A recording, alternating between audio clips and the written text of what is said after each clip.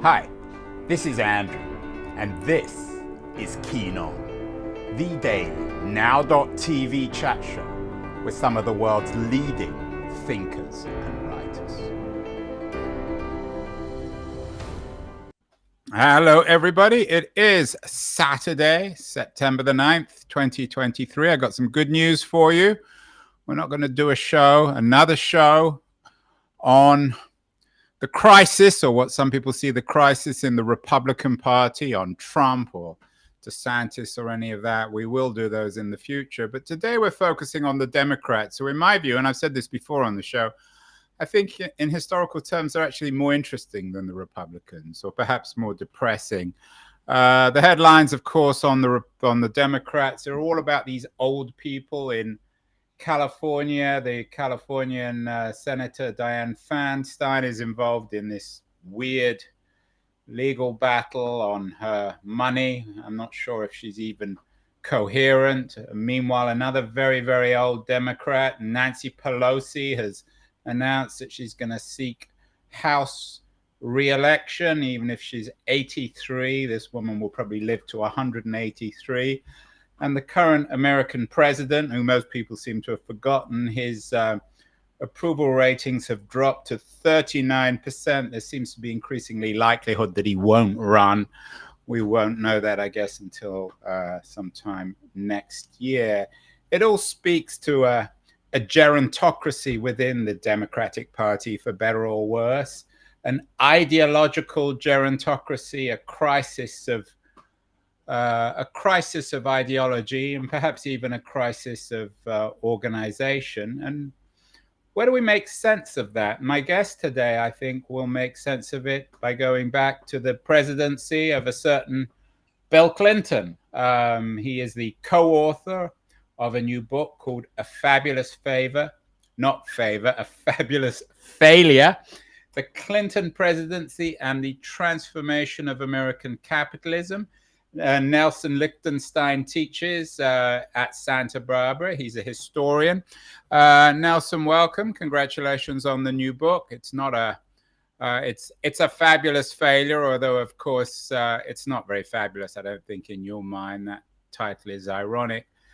When one thinks of this gerontocracy, Nelson, within the Democratic Party, of these incredibly old people who won't go away, who won't die, whether it's Pelosi or Feinstein or Biden, do we need to trace all this back to our old friend Bill Clinton and his failed administration, or at least in your mind, his failed administration?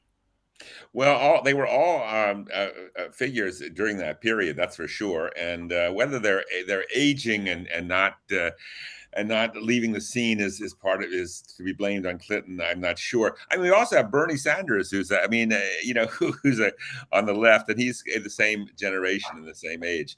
I would say that the Clinton moment in the early '90s was a powerful one, because remembering that moment, Clinton's election was the first time really in 12 years that the Democrat had been won, and really since Nixon, because the Carter presidency was not viewed in any respect by Democrats by the early '90s. So Clinton, and then he was the first two-term Democratic president since FDR. So there was a kind of generation there. I should say, by the way, that remarkable, a number of Clinton people, not only were they in the Obama administration, but they're also in the Biden administration. Now, sometimes they've changed their ideas. They don't have the same ideas they had, or the Sometimes I don't think they had any ideas in the first place. Yeah, they're the same ones, but they are still that they are there. It is astonishing. So let's remind ourselves of the history, Nelson. Clinton was the first Democratic president, real Democratic president, I guess, since, as you suggested, I guess since JFK. I mean, if you and LBJ, yes, he was JFK and LBJ. If you don't really count Jimmy Carter, right? I'm rereading Rick Perlstein's yes. trilogy of books on Nixon and Reagan. What happened to the left and the Democratic Party as Nixon and then later Reagan reinvented America or transformed America or Yes. ruined America, however you think of it. Well, right. Well, one of the major things that happened, of course, was the beginning of the hollowing out of the industrial Midwest and the weakening of what had always been the pillar of a kind of center left, social democratic left in America. That is the labor movement.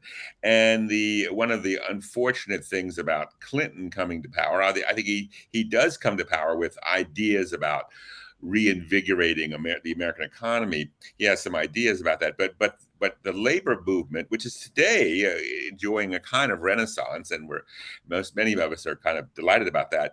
But in the 80s, 90s, this was the nadir of American labor, both in terms of power and also in terms of kind of its attractiveness to other people. It just seemed utterly stolid. So that was a pillar that all liberal Democrats have relied upon, and it simply wasn't there for Clinton. And I think that was one of the major things that made his. Well, you're a historian, so let's frame it historically, Nelson. Yeah. Bush the elder seems to have failed. He was, Reagan warmed up Reagan, not even 2.0. So Clinton comes to power wins the election in 1992. Right. You write about the excitement. What was the excitement that that Bill Clinton offered back in I mean, 1992? What was the promise in your mind? Right. I mean, Clinton's in the doghouse today, and properly so. But he wasn't in the doghouse among liberals in 1992. And his promise was the Cold War was over, and therefore we'll have the resources and the will to turn back Reaganism and to do kind of the infrastructure and the kind of social welfare and all of and a number of liberal things that were or had been on the agenda. And healthcare, that was the most important of them at all, had been on the agenda for many decades and hadn't been attempted. And he was going to do that. The phrase industrial policy, which has now been around in the Biden era and around just in the public today. Clinton was with his friends Robert Reich, Ira Magaziner, Laura Tyson. These people they were advocates of a kind of targeted investment to revitalize certain sectors of American industry. And now that fails, and my book is really about why that fails, why it's stymied, why the Robert Rubins of the world become out on top. But so he comes to power in 1992. Lots of excitement. You see the excitement. I don't think anyone, whether you're a critic of Clinton or not, would deny that excitement. Is your reading, Nelson, that there were two groups essentially within the Clinton White House? The Reichs, the Magaziners, the Tysons, the Stieglitzes, the good guys, at least in your mind. And then the bad guys, the Larry Summers, the Al Gores, who were more conservative. Is that what happened, that the administration was riven by ideological division, and in the end they made a compromise with what you would call neoliberalism?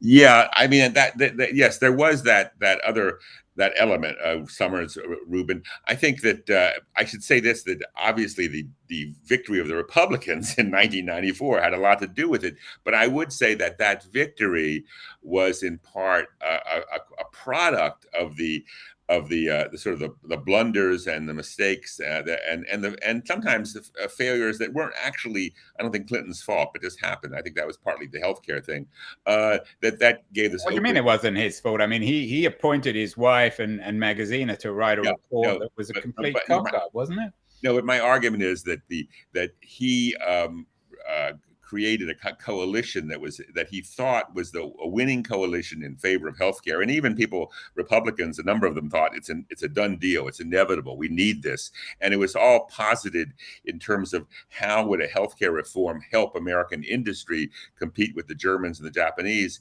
And so there was a lot of support there. And what I try to show is that the divisions within American industry, within the contradictions in American capitalism, led to the kind of the disintegration of this coalition. It wasn't just a political coalition; it had industry elements were important in it.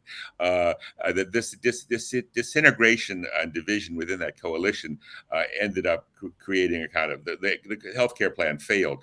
The plan itself was not it was not like overly complicated. It wasn't a government takeover at all. It was actually had a realistic. It didn't get a good press though, whether or not. That's right. It did not. So what I don't understand is whether or not you like Bill Clinton. I think everyone would acknowledge that he's a brilliant retail politician. That's right. He has great political instincts. Yeah. And yet you're arguing that his biggest failure was not so much ideological, but political. No. It was ideological as well, absolutely, because Clinton came to believe that free trade, mobility of capital, this would inevitably create a kind of democratic harmony, civil society in China would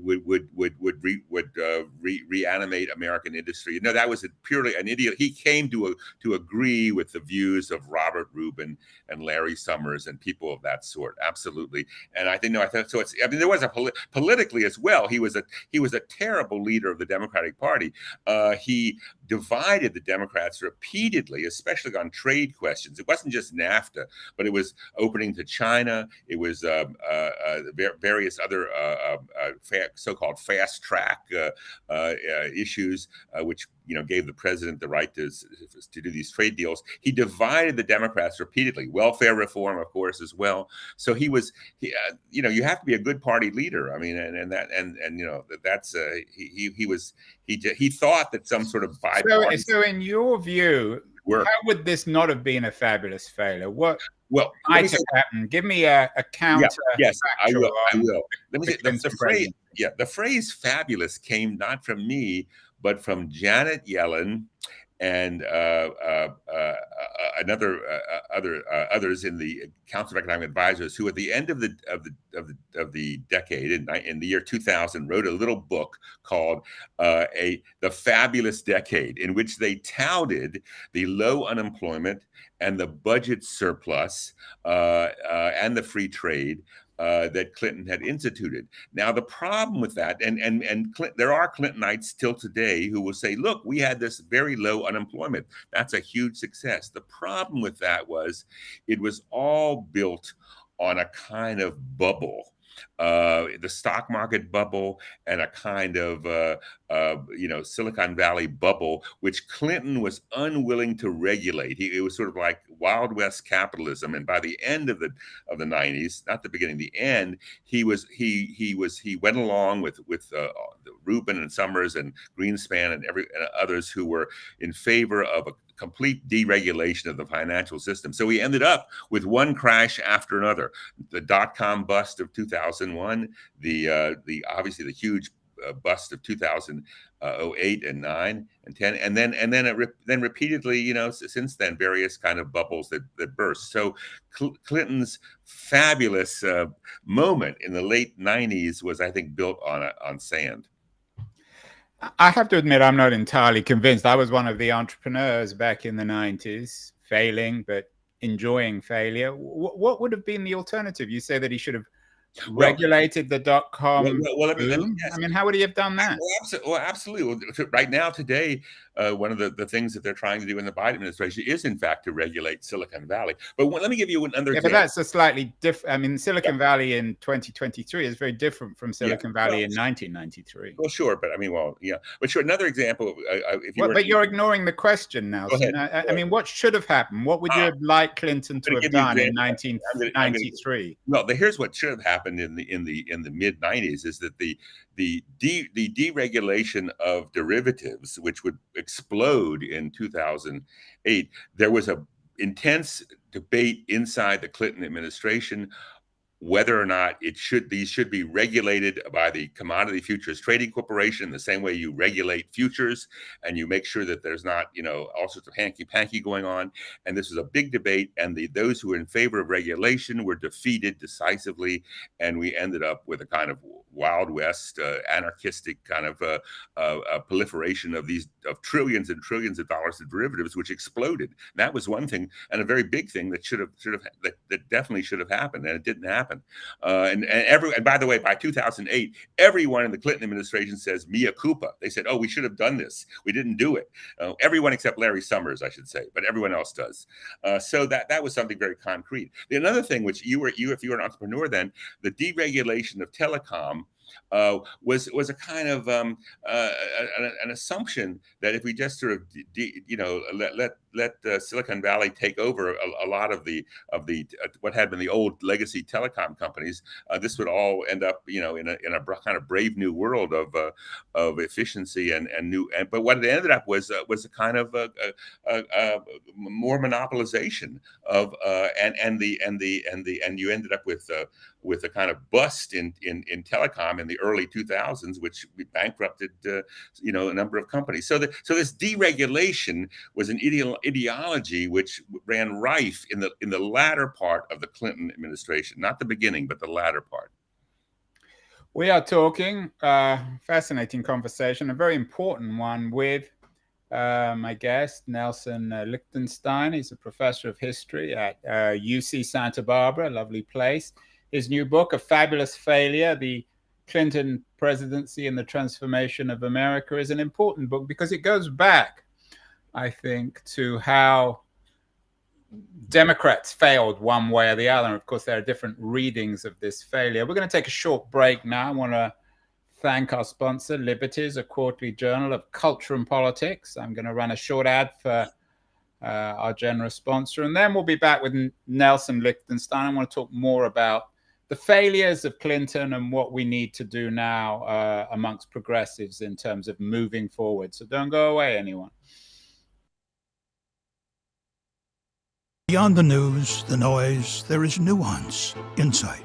Liberties is not just a journal of ideas. It's a meteor of intelligent substance. It's the place to be for engaged citizens. Politics, opinion, substance.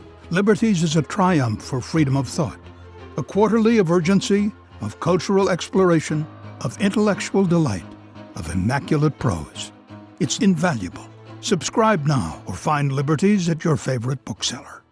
You can find out more at libertiesjournal.com. We are talking with my guest, Nelson Lichtenstein, the author of A Fabulous Failure, a new book about the Clinton presidency.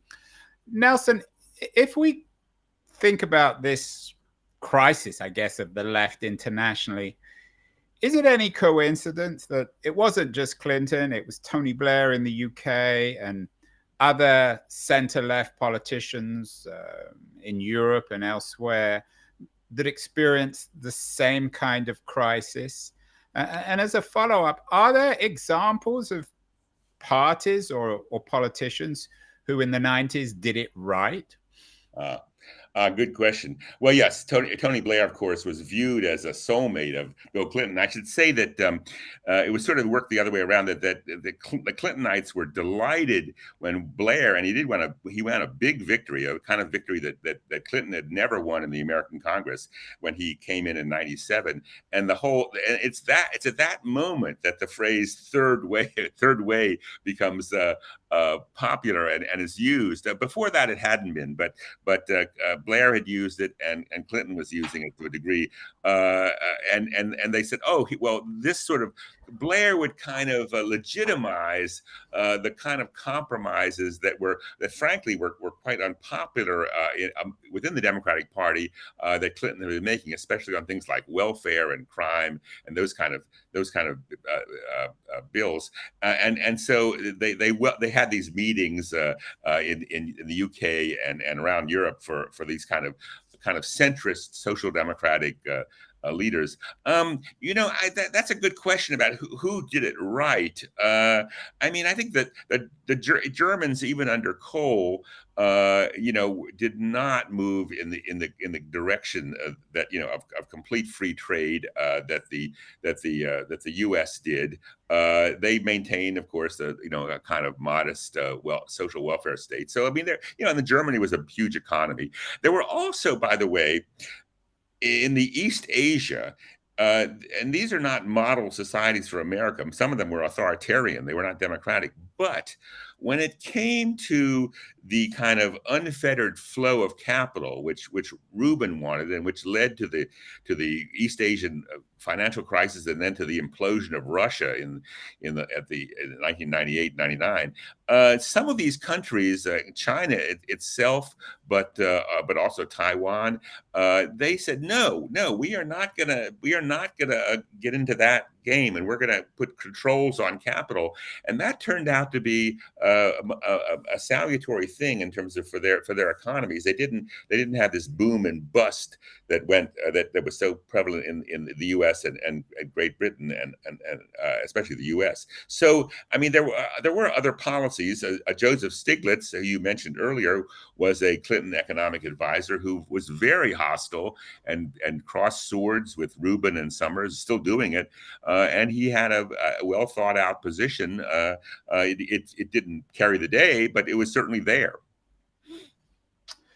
What about the argument, Nelson? And you've obviously given this a great deal of thought, that Clinton and Rubin and everybody else were imprisoned by these structures that were impossible to escape from. Well, right, that's a good point too, and I think there is an element of that. I mean, clearly, when you have the rise of trans-Pacific trade, yes, I mean you have and of course the rise of Wall Street, which had begun long, and financialization long before Clinton gets in. And Clinton himself would and then the bond market and the independence of the Fed being so important. Clinton himself would complain about that. He'd say I'm an Eisenhower Republican because I can't fight the bond market, or he would say he would say, we need a left. Where's the left in America? I want a left to put pressure on me, and it's not there. So there was that element, and of course the left were his friends, Reich, Magaziner, Tyson. Yeah, well, right. Well, they were looking for a left too, but it didn't exist. Well, they were the left. They were looking for. Well, no, I mean they were policy entrepreneurs, and you needed a kind of mobilized left. This, by the way, I'd say the 90s were the period, not just the labor movement was sort of absent, but also the civil rights forces. This was a period of quiescence for civil rights forces as well. This would all come roaring back in more recent decades. So I think there is that structure, the sort of the post-Cold War burst of trade did create kind of pressures on Clinton that drove him in a neoliberal direction. But you keep on using this term. It's become, yes, I think, a rather meatheadless word. It's just used pejoratively to describe something you don't like. What I don't understand is, on the one hand, Thatcherism and Reaganism had clearly reached the end of their shelf life, that people were sick of that way of thinking about the world. And yet the people who replaced them, whether it was Clinton in the US or Blair in the UK, were imprisoned within, I don't know whether you would want to call it the ideological structures or the economic structures or the policy structures.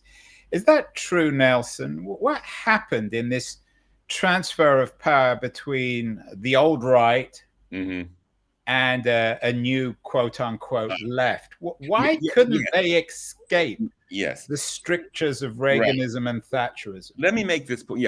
That the neoliberalism, I agree it's the overused term, but I would say this: what the fundamental meaning of it is that you're going to have unfettered monetary and flows between countries and within a country without regulation. Now, the Clinton people and the Blair people were not sort of top-hatted, kind of capitalist, who wanted to crush the working class. What they wanted, they were in favor of a welfare state. Robert Rubin was a welfare state liberal. He wanted to have a welfare state, but more important than that was to him, and I think ultimately to Clinton, was this mobility of capital, which we're talking about trillions of dollars. So when you have a world in which that is true, then the welfare state takes the remains. It gets. Why is the mobility of capital, which is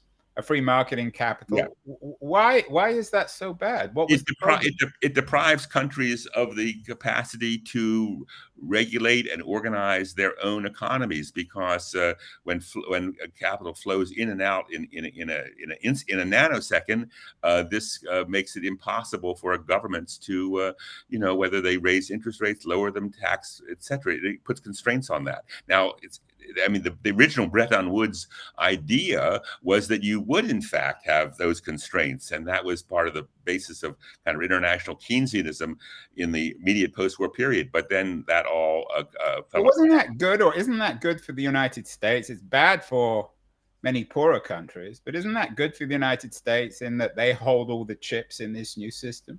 Well, I think not, because, for example, one of the main things that the Rubin and Summers element, they wanted low interest rates. That was absolutely central. They thought would generate new investment, and to keep those interest rates low, they wanted to, they had to.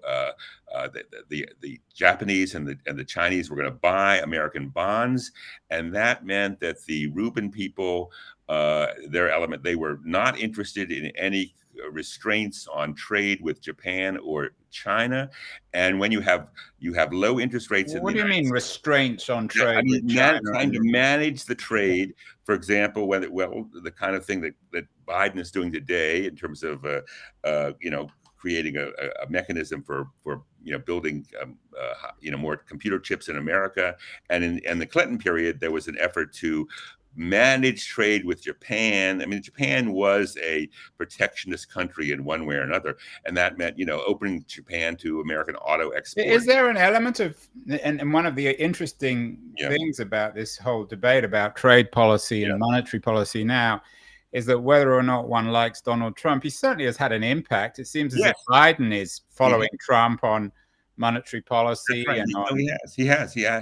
Are you suggesting that the left should embrace this Trumpian rejection of free trade and a free flow of finance around the world? Yes. Oh, yes. Yes. And I'm not the only one. And yes, that as a kind of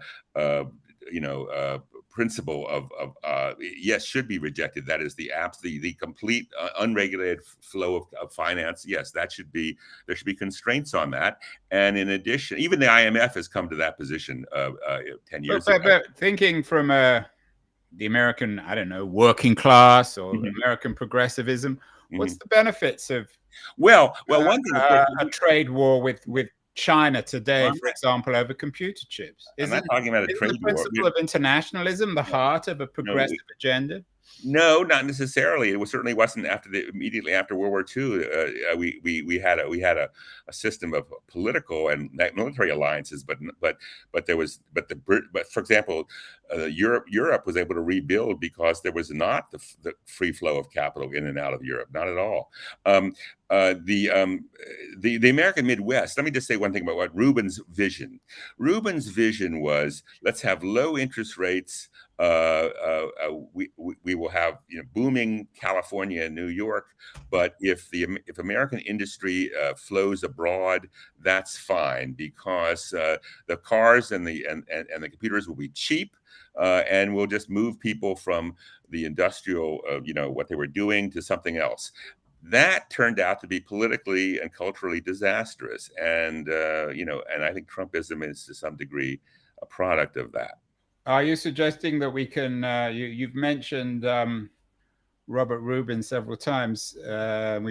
Seems to blame everything. He's a very Can we blame Trump on Rubin? Is that what you're arguing? Well, I mean, nothing is directly, and Trump has his own mendacious origins. I'm not doing that, but I mean, I would say that the obviously the predicate for Trump to a degree is the complete hollowing out of the Midwest and of industry in the Midwest. The reason that Ohio or Wisconsin are not solidly democratic states today is in part because they've lost so much industry. I want to make the point that Rubin is an attractive figure in many ways. Rubin is not some top-hatted capitalist. He is an advocate of the welfare state. But the problem, and that's one reason he was so popular among the Clintonites in the 1990s. But the problem was there's a contradiction between his economic fundamental policies coming out of Goldman Sachs and the construction of and maintenance of a welfare state in the United States. But aren't those two things both, Nelson, realities? Is that Wall Street won't go away,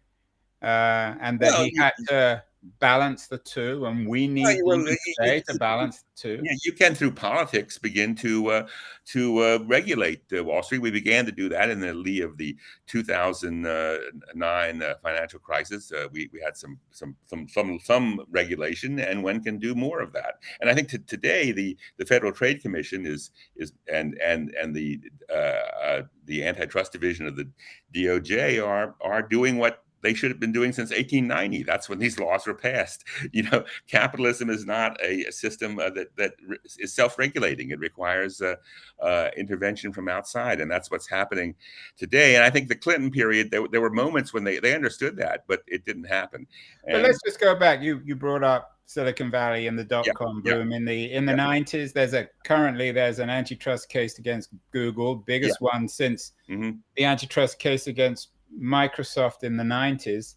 Out of that antitrust case against Microsoft, you got the boom, you got .com, you got Google. So by breaking up large capitalist companies, you only bring more. Well, actually, what happened with the deregulation of telecom, which was a big deal, and Gore was pushing that in 1996, and they linked that to the rise of the web. But what actually happened with the so-called so-called deregulation of telecom was you got more oligopolistic organization of telecom. That's what happened. It was not a proliferation of companies. Actually, you got more. Well, I'm thinking about specifics. Yeah, right. Yeah, and that happened with airplanes too. No, but you're not answering my question. What are the new oligarchs in telecom in the 90s? Oh, I mean, well, it all begins to settle out by the early 20s. Give me some examples of these companies you're talking about. What became let's see, the Southern Bell ultimately took over AT&T, and you ended up with there were the Baby Bells, which were, they came out of that AT&T breakup in the 80s, but all the Baby Bells consolidated themselves into like two or three. So, and then they took over the long distance, and so you end up today with just the two or three of these really big companies, and then the layoff of 500,000 or more workers were kicked out, and then you ended up with a kind of lower wage structure in the whole industry, and that was part of what happened as a result of. There was a big fight. Again, Stiglitz and others were fighting against this. And Rubin, I'm sure you blame Robert. No. Rubin had little to do with that. He wasn't involved with that in that particular one. So but he didn't. He was. Not everything's been wrecked by Rubin. Let's fast forward, Nelson. Yeah. These history books, especially about failure, are always written with one eye on the present and the future. Right. Yeah. So your new book, A Fabulous Flavor, familiar. I was going to call it A Fabulous Flavor now, A Fabulous Failure. Yeah. The Clinton Presidency and the Transformation of American Capitalism is in some ways, I think, an attempt to make sense of what's happening today in America. I began the show with reference to the gerontocrats, the Bidens, the Feinsteins, the Pelosi's who run the Democratic Party now. What lessons does your book, do you think, on the Clinton presidency offer progressives in America in the 2020s? Well, right. Good question. It is that you do have to have a plan and program to confront, and to rein in some of the more extravagant sort of aspects of capitalism. For example, things like the stock buybacks, which have been which Clinton was against. He was against it, but he was, the Treasury and others said, no, you can't. Well, this is just one example. What stock buybacks mean is that instead of these companies investing sort of directly and purposefully and doing what managers are supposed to do, which is find the best investments, they just jack up the price of their stock and send it back to the stock owners. Well, that kind of thing can be regulated, and in fact, it was before 1982. It was illegal before 1982. Well, I don't know if we're going to make it illegal again, but we can put some guardrails on it. I mean, there are things that governments can do, and by the way, Clinton's statement, the era of big government is over, that I think that is one of the things that we need to repudiate, actually, as among progressives. There is a role for governmental activism. And I should say here, your point about Trump. Trump is changing the Republican Party into one in which there is, for whatever purpose he wants, a strong governmental hand. That's what Trump is trying to do. So are there we've moved in the equivalent of Trump, dynamic, controversial figures within the Democratic Party who you think need to come to the fore? Bernie, what Bernie did, he's a Democrat, and he's a humanistic individual, but he's certainly in his attacks on the billionaire class and on the trade deals many of which came out of the Clinton era. He has, I think, he tapped into some of the same resentments and frustrations that Trump did. Don't we need new ideas, though, Nelson? It's all very well going back to Bernie, another really old man. I don't know what he is, in his 80s now.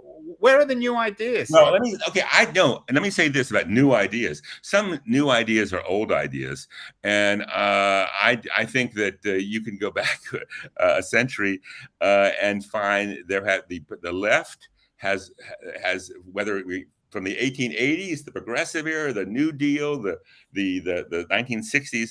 Why does the left come up with some of the same ideas about citizenship, about the regulation of capital, about the importance of labor movement? There are reasons that the same ideas come to the fore all the time, because they are the way path forward. They are stymied by others who are opposed to that. But just because these ideas have been around since 1910 or earlier doesn't mean you throw them into the dustbin. I think that we take inspiration, in fact, from some of those great victories in the past, and I think I'm in favor of some old ideas that I think are good. I made the point in an op-ed in the LA Times just 3 days ago. I said one of the things Clinton wanted to do was, or Robert Reich, was have corporate responsibility. Oh, we should have a more corporate responsibility, and that was kind of a messy failure.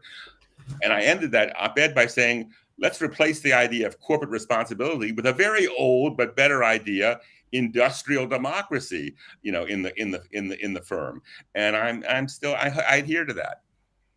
But aren't we living in a post-industrial age now? So what about the role of AI and digital technology? No, we are not. We are not, because just because we may not have as many factories, but we have workers and we have managers, we have writers in Hollywood, and we have studios. No, the essence of an industrial society, meaning you have capitalists and you have workers, it continues to exist. Just because the mechanism by which you produce things is not a steel plant of 1910, but it's something else. I think that phrase post-industrial is a terrible idea.